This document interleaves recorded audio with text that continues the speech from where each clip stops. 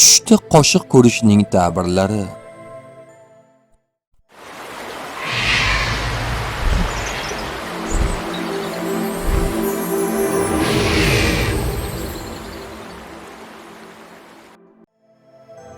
Qoshiq ko'rish oddiy holdir. Nasiba, ro'zg'or va barakani bildiradi. Sizga yaqin orada rizq, imkoniyat yoki yordam kelishi mumkin.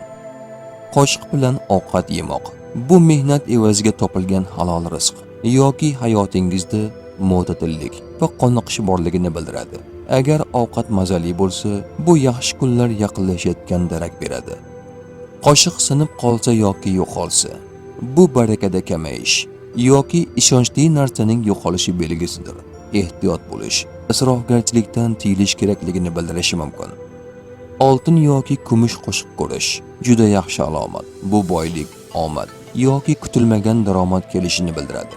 Ba'zida bu tushni baxtli nikoh yoki yaxshi yangiliklar bilan ham bog'lashadi. Biror kishiga qoshiq berish yoki olish. Berish, siz boshqalarga yordam berishga tayyorsiz. Olish, sizga yordam yoki sovg'a keladi yoki kimdir sizni qadrlaydi. Qoshiqni yuvish yoki tozalash bu hayotni tartibga solish, gunohlardan poklanish yoki ro'zg'orni to'g'rilashga ishora qiladi. Tush ta'biri bashorat emas, barcha narsani bilguvchi yagona zot Allohdir. Ko'rgan tushlaringiz ta'birini bilmoqchimisiz? Unda kanalimizga obuna bo'ling.